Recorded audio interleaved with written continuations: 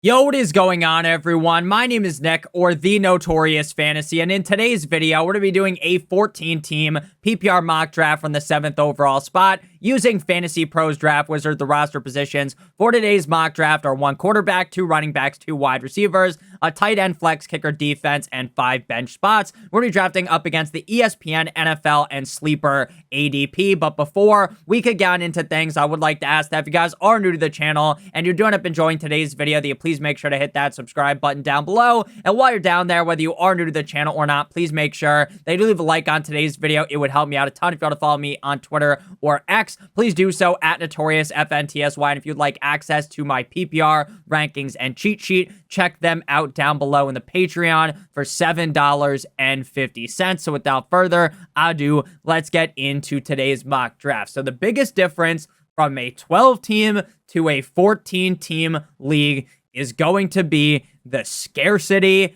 at the running back position. The running backs, even if they don't come off the board at a higher rate, you will really start to feel how the running back position is thin the deeper and deeper you get on into drafts.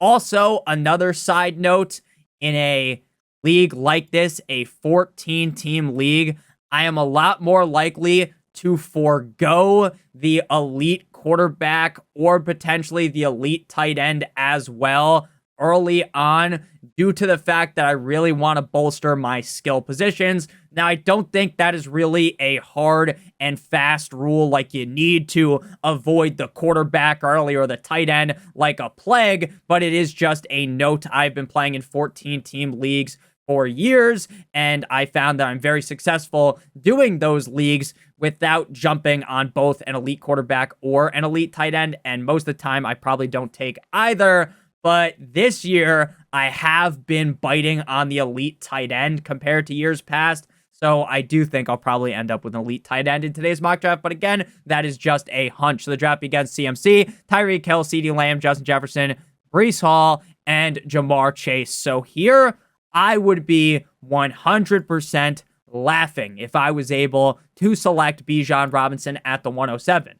Now, I don't think that this is an unlikely scenario, because of how heavy these drafts are pushing the wide receiver position. So to me, I am going to no-brainer select Bijan Robinson. Now, if Bijan wasn't here and Breece Hall was here, the pick would have been Breece Hall. If neither were here, then I would have just taken Amon-Ra St. Brown, because again, while I do believe that the running backs are going to come off of the board incredibly quick, we see this all the time in 14-team leagues, I'm not just going to reach on the Saquon, the Jonathan Taylor, the Jahmyr Gibbs at this pick at the 107. I would just be taking best wide receiver available, but since Bijan fell our way, to me, you don't even need a lot of brain power to figure out why you should select him. So after Bijan Robinson, we see Amon-Ra St. Brown come off the board, followed by A.J. Brown,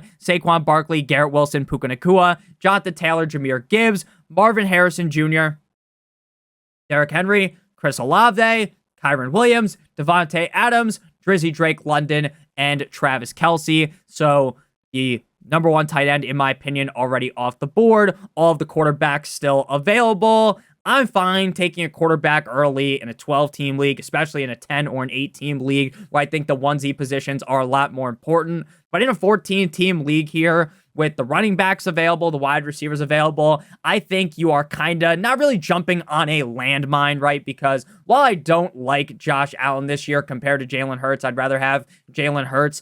I wouldn't sit here and pretend like, hey, at the end of the second round, I think that Josh Allen is going to fucking capsize your team. I would rather just wait and get Hurts in the next round. So I'm not going to take a quarterback here. I'm not going to take Laporta. I'm going to go double running back here. Now, again, going heavy on the running back position early, I believe is very advantageous in 14-team leagues and gives you a huge leg up, because having a Bijan, a Breece Hall, and you pair that with Etienne, Achane, or Pacheco gives you one of the best, if not the best, running back room in your league. So it's a pick 'em for me. Do you like Pacheco better? Do you like Etienne better? Do you like Achane better? Normally, in this scenario, we would go with Achane, sometimes Pacheco, sometimes ETN. I believe I have Achane, then Pacheco, then ETN in my rankings. But again, I do kind of flip-flop them every once in a while because they are so close. It's kind of just like a battle going on in my head between these guys. So this time we'll go with ETN. But again, I don't really have a strong lean on ETN over the others. I do like the others better. But when you are doing a bunch of fantasy football drafts, you do want to be diversifying the players you select, because while later on in the draft, if you were like, you know what, I love Rico Dowdle, let me take him in every single draft. If Rico Dowdle ends up being a straight up bust, Krakatoa, straight ass Kelsey Monroe style, and he doesn't do anything for you, then that's okay. But if your second round pick, ETN, ends up busting, he ends up getting hurt, knock on wood, then you would rather have split, hey, I got ETN sometimes, Achane sometimes, and Pacheco the other time. So after ETN, Isaiah Pacheco, Michael Pittman Jr., Josh Allen, Brandon Ayuk, Pat Mahomes, Jalen Waddle, Jalen Hurts, Joe Mixon, Devon Achane, Sam Laporta, Mike Evans, and Cooper Kupp. So knowing that the other two tight ends in Laporta and Kelsey just came off the board, it doesn't make me ecstatic to jump in and select Trey McBride at this pick. Now, I've talked about McBride a bunch recently. I am probably one of the biggest Trey McBride stans in the fantasy football community. I am giving this guy the Gawk 9000 every single week, but at pick 35, when he's typically going at pick 49, I think there actually is a chance that he could fall back to me. Now, I'm not going to say that's the mortal lock of the century, but I think it is possible. And I guess if you really loved McBride, which I do, you could take him here, but I'm not going to do that. We don't even have a single wide receiver on the squad yet. Nico Collins, Deebo Samuel, DJ Moore, Devontae Smith, all still available. In my rankings, I have DJ Moore and Nico Collins ranked the highest. You could flip-flop between the two. These are two guys in similar situations. In offenses, I believe are going to be fantastic, and I believe both of those guys are going to be the wide receiver one. The problem is they have a lot of competition around them, and a lot of fantasy football players might forego selecting these guys because they're nervous about the competition around them. I, for one, am no pussy, and I'm going to go Nico Collins. I think that Nico Collins is the best wide receiver on the Texans, uber efficient last season. I think the hierarchy of targets is most likely to go Nico, number one, number two, Hank Dell, number three, Stephon Diggs. I'm very off of Stephon Diggs at ADP. I understand that the addition of Stephon Diggs is going to worry some, but I think this offense is going to be so uber productive. And if Nico Collins ends up being the wide receiver one, like I think he will be a straight up steal, bank heist, bank robbery. Shout out Lester from GTA 5. I love Nico Collins. After Nico Collins, his teammate Stephon Diggs, Lamar Jackson, Deebo Samuel, Josh Jacobs, DK Metcalf, Rashad with 2 A's White, Wiki, DJ Moore, James Cook, Devontae Smith, Alvin Kamara, CJ Stroud, Trey McBride, Kenneth Walker, and Malik Neighbors. So McBride goes just 3 picks before us, which hurts like a butt cheek on a stick, but it is okay with me. So looking in front of us, 3 of the teams have a quarterback, and only one of them have a tight end. So by the time we get to pick again, it wouldn't be crazy to see multiple tight ends come off the board. I think we might be fine to wait for Richardson or Kyler Murray, but again, I am not 100% even in the mindset of doing that. I'd much rather get the elite tight end, because to me, there is a very, very, very strong fall off after you get past Jake Ferguson. I'm not a huge fan of Evan Ingram, but I get it. Like Andrews, Kincaid, Pitts, Kittle, I like them all. I like Ferguson. But then after Ferguson, you get to Njoku, Bowers, Goddard. Seems a little bit risky. So to me, I want to get one of these elite tight ends. So in this range, I have Andrews ranked the highest. He did get into a car accident a couple of days ago, but it wasn't anything super serious, so I'm not really worried too much about Andrews' health. Obviously, his season was cut short last year up against the Bengals in that game, but this is a guy that, when healthy, could rip off 20-plus points in any given game and has tight end number 1 upside. So let's look at the ADP first before we make this pick. Looking at the ADP, looking at where players are ranked, is very important in making your decision-making so that we don't reach on a player. His ADP is pick 47, so had he have not been here, I would have been fine with Dalton Kincaid. Now, Pitts could swang back to us in the next round, but this is kind of a wide receiver tier where I view all of the guys pretty similarly. up until you get to like the Keenan Allen range where it starts to feel like a little bit more of a fall off. So I'm going to go ahead and get a tight end that I believe has elite upside, has number one tight end upside, has upside to win me my week because my tight end scores 25 points and my opponent's tight end scores fucking 3 fantasy points because we know how the tight ends can be. I'm going to go ahead and draft Mr. Mark Andrews. After Mark Andrews, we see Amari Cooper, George Kittle, Zay Flowers, Anthony Richardson, Dalton Kincaid, T. Higgins, James Conner, Aaron Jones, Kyle Pitts, DeAndre Swift, Ramondre Stevenson, and Short King Kyler Murray. Back up on the clock here. So the only tight end that would have fallen to us would have been Evan Ingram. So I'm glad I made that decision. Since we drafted Bijan, Etienne, I am not really going to jump into the well to select Montgomery here when I don't even have 2 wide receivers. I just checked the bye weeks over on the left side of the screen, and some people will have a full-blown panic attack. Nick, you can't draft Bijan and Etienne on the exact same bye week. Maybe to you, that would be the tiebreaker between the other running backs.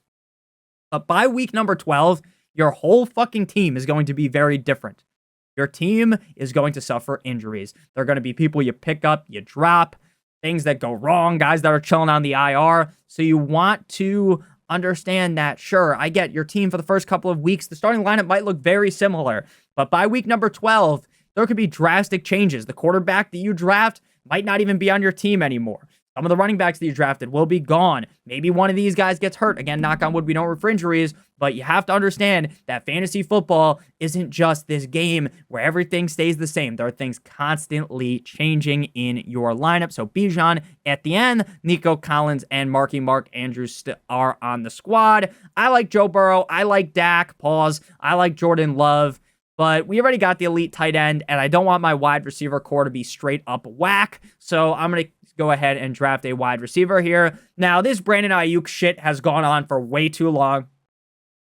I don't know what's happening. There's reports that Ayuk hasn't shown up to camp. There's reports that Ayuk's there, just chilling in a fucking t-shirt on the sideline, wearing like the brown shirt from 2K when you first spawn in. If you know, if you're playing 2K. No one plays that bullshit, but some of you guys might. And then, like, it's like Ayuk's going to get traded. Ayuk's not going to get traded. Ayuk's going to go out to the Commanders. Ayuk's not going to the Commanders. He's going to go to the Steelers. He's going to sign. He's going to do this. He's going to do that. I'm tired of it. I am sick of it. It is already basically time for most people to be doing their fantasy drafts. This weekend, people are going to rip off tons of fantasy football drafts. And Brandon Ayuk is just basically just fucking us over. He's playing with our emotions. I get he wants his money, this, that, and the other thing. I'll never hate a guy for trying to get the most amount of money possible, right? Because you never know how long you're going to last in the NFL. What I'll tell you is it's getting on my last nerve at this point. Figure it out, buddy. Pickens, McLaurin, Rashee Rice. We're going Rashee Rice. They're going to say it's a reach in the 5th round. It's not a reach in the 5th round. Rashee Rice might even move up until the 4th round. This is a dude that is screaming up draft boards. I take him so often in these mock drafts because without the suspension, this is a guy that has top 12 upside written directly on his forehead, and he keeps moving on up my rankings that are available on the Patreon. After Rashee Rice, Dave Montgomery, Christian Kirk, Tank Dell, George Pickens, Joe Shiesty, Evan Ingram, Keenan Allen, Dak Prescott, Calvin Ridley, Zamir White, Terry McLaurin, Raheem Mostert, Javonte Williams, and Najee Harris. So we're in the middle of the 6th round. Best running backs available are Pollard, Warren, Brian Robinson, Tajay Spears, Devin Singletary, Austin Eckler. But while you can win your draft going 0 running back in a 14-team league, double hero running back is something that I'm going to be attacking a ton. Now understand that if I was not able to get Bijan or Brees, and I had to take Amon-Ra St. Brown, I wouldn't have went with this approach. I don't think I would have reached for a running back in the 3rd round, but if Jacobs was available, I probably would have. So again, you got to keep a very open mind going into the draft. Don't force yourself to take 2 running backs. But if I'm on the turn here, I'm probably taking Jonathan Taylor, Jahmyr Gibbs every single time, or Saquon if he falls, Jonathan Taylor, maybe even reaching for the Kyren Williams on the turn, because again, I do think that while the fantasy football game as a whole has kind of pushed itself away from the narrative of just spamming the running back button, it's the old ancient ways, the old head ways. 14-team leagues, I think that is still the way you want to be attacking things. So Bijan at the end, Nico Collins, Rashee Rice, and Mark Andrews. If we don't go Jordan, love me tender, love me sweet, At this pick, he will probably be gone. But in a lot of leagues, he's probably gone already, if I'm being honest with you. So I think we're going to pass up on him and go ahead and get our flex. Now, just thinking logically, right? Some people might get nervous. Oh, I kind of need a great third running back. Would you rather start Tony Pollard, Jalen Warren, Tajay Spears, Brian Robinson, your flex? Or would you rather start Chris Godwin, Deontay Johnson, Jaden Reed, JSN? Chris Godwin, the clear number 2 in Tampa Bay, now going to be used in the slot more, back in the old way that he used to be used. Very positive towards his potential production. Deontay Johnson, who could be the clear, undisputed number 1 wide receiver on the Panthers, or Jaden Reed, who could be the number 1 receiver on the Packers. Or you can draft some fucking questionable running backs. Let's just draft the receiver to be our flex. Close your eyes, pick any of these guys out. I like JSN a lot, but JSN isn't in the same tier as Jaden Reed, Deontay Johnson, Chris Godwin, in my opinion. So normally, I feel like we take Deontay Johnson here. I think we've taken Chris Godwin a bunch recently. So this time, we'll go with Jaden Riley Reed. Now, I think he may be frustrating weekly because of how many wide receivers the Green Bay Packers are going to use as a whole. But if Jaden Reed clearly steps above the others, he becomes the clear number 1 wide receiver in this offense. This is a dude that has top 12 upside weekly. This is a team built with insane upside in mind. Now, again, there might be some down games, some really down games where maybe Bo Melton is going 8 inches deep into the defense, but I do think that Jaden Reed has a lot of upside.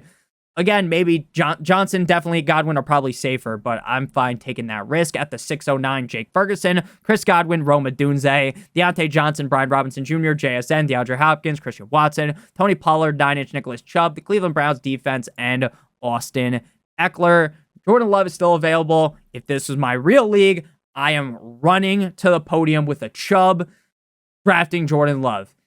Now, this isn't a real draft. This is a mock draft where I'm trying to keep things honest. Scout's honor here. So we're not going to draft Jordan Love because I think it is very, very unlikely that he falls to the 7th round in a 14-team league. In a 12-team league, a 10-team league, the 7th round, very, very normal. But at pick 91, Jordan Love being there feels kind of crazy. Especially in a 14-team league where people might start to gobble on the quarterback position a little bit earlier. Now we're back up on the clock here. Again, Jordan Love would be the pick if this is a real draft, but I'm trying to keep it accurate because then people in the comments will be like, Nick, that's fucking impossible to draft Jordan Love here. You idiot. That's not going to ever happen. Where I guess it could happen, but in most leagues, I doubt that's going to happen. So here we're going to go ahead. Xavier Worthy's a guy I like Sutton, but I've started to really kind of put my laser eyes onto Ladd McConkey. Ladd McConkey was really fucking good at Georgia. The Chargers offense is suspect as hell. They really don't have a clear number 1 wide receiver. I think it could be Josh Palmer. It could be Ladd McConkey. Now, at price, Joshua Palmer is probably the better pick because you can get him much later. But because Ladd McConkey's the rookie, he's my wide receiver 4 on my team, so I'm not going to have to start him instantly. Maybe he develops a great connection with Justin Herbert. And while the team's going to run a ton, while I actually think the Chargers are going to be pretty bad this year, I think the upside is very high with him because if he's just the number 1 target for Justin Herbert, even if they're running the ball a ton, that is going to pay off in a big way. After Ladd McConkey, we see Jordan Love, Cortland Sutton, the 49ers defense, Xavier Worthy, Jonathan Brooks, Bears, Jordan Addison. I hate when people take defenses super early. Now, I love it when it happens in my league because it means I'm going to get some falling value. But it really hurts when someone sends me a picture of their team and they're like, oh, I took the Niners defense in the 7th round. While the Niners probably have one of the best, if not the best defense in the NFL. Don't do it. Don't take the 49ers in the 7th, the 8th, the 9th round. Wait until the last 2 rounds to pick your defense and your kicker because especially in like a 14-team league, you are going to feel that missed running back, that missed wide receiver that you could have taken in that round. And now you have a defense that might potentially get Cleveland steamered in week 1. After Addison, the Browns, Keon Coleman, Jalen Warren, Zach Moss, Gus Edwards, Devin Singletary, Tajay Spears. The fact that Zach Moss hasn't really played in preseason kind of tells me that he might have the number 1 job locked up while everyone's given the gawk special to Chase Brown, rightfully so. He's a good player. That Chase Brown isn't really going to be the guy there early on. But again, things can shift. We're back up on the clock here. We waited at quarterback. This is kind of just the range that you're in here. The Brock Purdy's, Caleb Williams, Tua Tagovailoa's, the Jaden Daniels. I have Purdy ranked the highest. Purdy feels like the least sexy pick here. Like, Jaden Daniels could run for 1,000,000 yards. Caleb Williams can run. He also has Keenan Allen, DJ Moore, and he has Rome Odunze. Now, if I did draft DJ Moore instead of Nico Collins, I probably would have taken Caleb here for the stack action. But since we didn't do that, we don't necessarily need to hunt for a stack here. So we're going to just go ahead and pick the best quarterback in my rankings, and that would be Big Cock Brock. If Debo leaves, that's definitely a hit for Brock Purdy. Not a huge one, not like not Debo. If Ayuk leaves, it's not like a massive hit that would just plunk Brock Purdy in my rankings, but it's definitely not the most ideal scenario to play out, right? The most ideal scenario would be for Ayuk, Debo, Kittle, McCaffrey to stay healthy the whole year. After Big Cock Brock Purdy, we got the Bengals defense, followed by Ezekiel Elliott, Trey Benson, Buffalo Bills, Baltimore Ravens defense, David Njoku, Jerome Ford, F-150, Jameson Williams, Chase Brown, Blake Corum, J.K. Dobbins, and Chuba Hubbard. Back up on the clock here, and we need a running back like bad. We are down bad now because we need a number 3. While I would be salivating to get Brian Thomas Jr. here, we need some more upside, and we have been taking Rico Dowdle a ton. We're going to take him again. Zeke will probably start off the season as the number 1 back, but Rico Dowdle's better than Zeke at this point in his career, and I think if you end up getting the number 1 running back on the Dallas Cowboys in the 9th round, you might as well bring me my money right now. You might as well just send me the fucking check, give me the belt, give me the trophy, because I would be so excited about that. And again, in like a 12-team league, you're not having to take Rico Dowdle in the 9th fucking round. But 14-team leagues, if you're not prepared, like if you didn't mock draft before you do a 14-team draft and you've never done one before, you are not going to be prepared for this. Now, I've only done one mock draft before this of a 14-team league, and that was on stream a couple of days ago.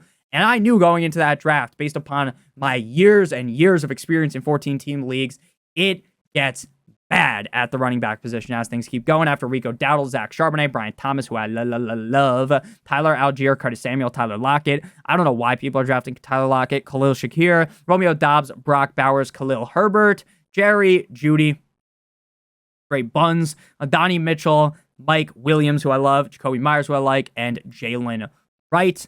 We drafted Purdy, we drafted Andrews, so I'm not drafting a backup quarterback. Now, what I will tell you is since this is a 14-team league, I might actually consider it because the waiver wire might be incredibly grim if Brock Purdy goes down. Now, in a 12-team league, a 10-team league, I don't like just having that quote-unquote handcuff that's burning a fucking hole in your pocket. And it's not a real handcuff, right? Because you're not drafting whoever Brock Purdy's backup is to be your quarterback too. But whoever you draft, they're just burning a hole in your pocket because you're probably never going to play them over Brock Purdy. Or what you're going to do is get yourself real fucking confused every week and start starting one week, one the other, trying to play the matchups, which could be very advantageous. But sometimes that will get you into a situation where you're just starting the wrong quarterback every single week. So I kind of just avoid that as a whole. But what I will tell you is in a 14-team league, I am more likely to pull the trigger on a second quarterback because if everyone else drafts 2 quarterbacks and you don't, then basically, what is that? 27 quarterbacks are gone, and you're picking from straight up Bo Nix, Sam Darnold. Like, it's bad.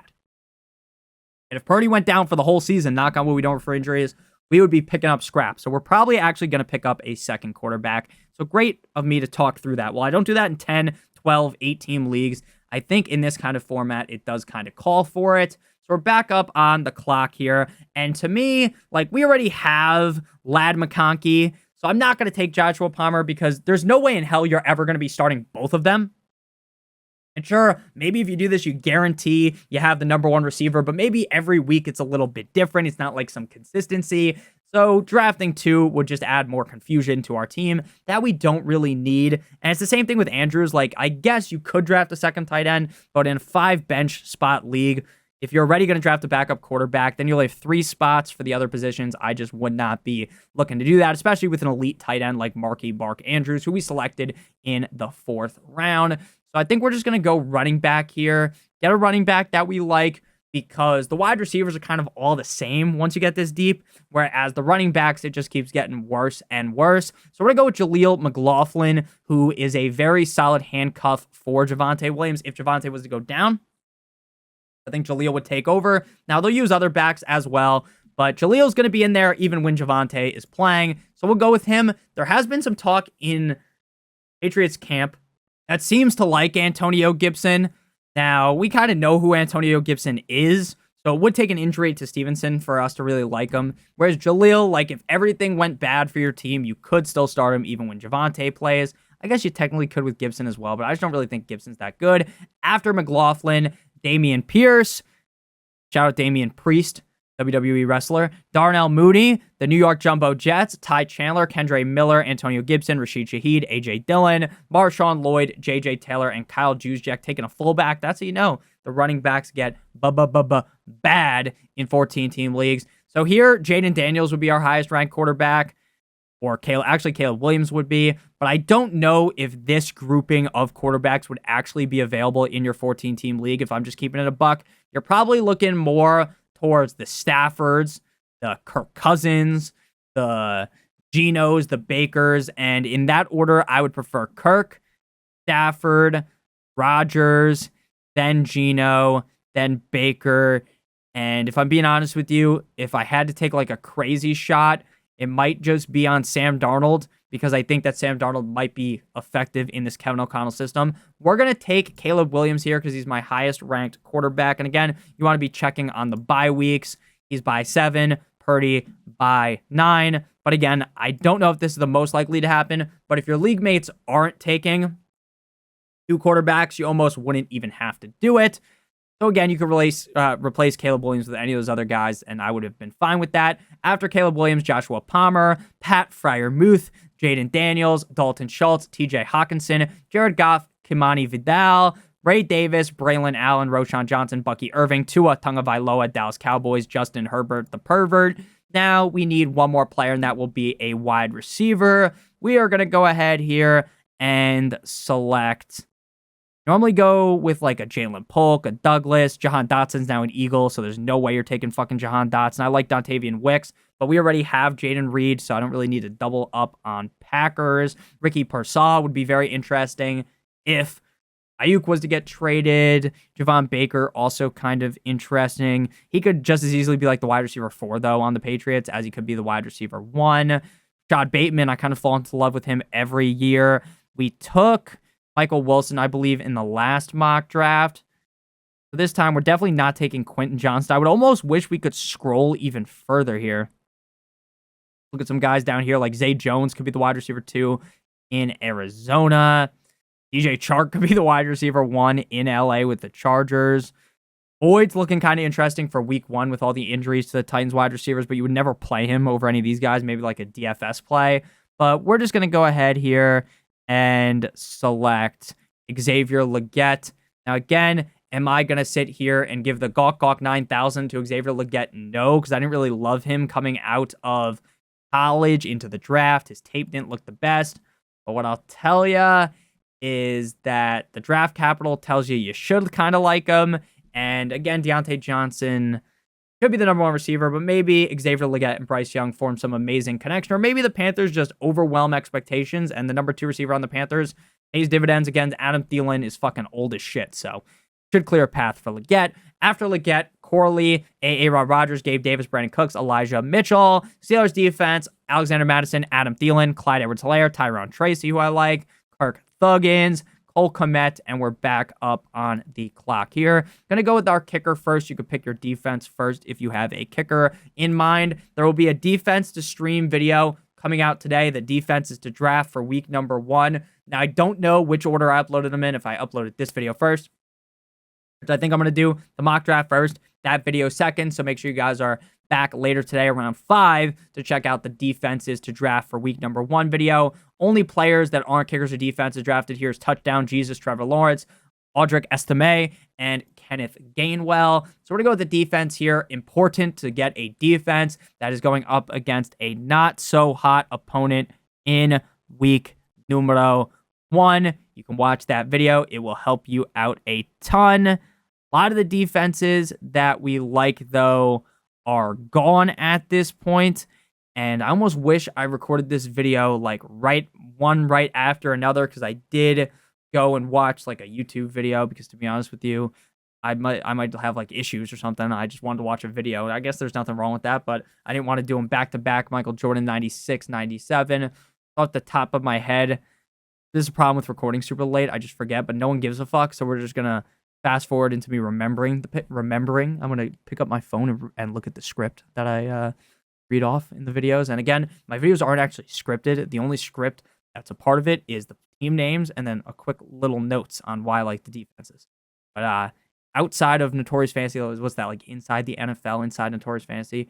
Back outside of me, pause. I legit just had a fucking seizure searching for the Seattle Seahawks. Not a real one, but I was just fucking perusing here. Like, where are the Seahawks? They're down here. The Seahawks have a solid matchup in week number 1. I completely forgot who they were playing in the time that I opened the Google document to find the defense and the time that I actually found the Seahawks. The Seahawks are going up against the Denver Broncos in week 1, going up against Bo Nix. And then after that, they're going up against the Patriots. So they're actually, spoiler alert, my favorite defense to pick up in drafts this season because of their week 1 and their week 2 matchup. So our team is Brock Purdy, Bijan Robinson, Travis Etienne, Nico Collins, Rashee Rice, Mark Andrews, Jaden Reed, Tucker, Seahawks, McConkey, Dowdle, McLaughlin, Caleb Williams, and Xavier Legette. I have no idea how that got a B-. That actually feels like an amazing team you can draft in a 14-team league. I hope that even if you aren't at pick 7 in a 14-team league, this video helped you out a ton, because I talked a lot about the strategy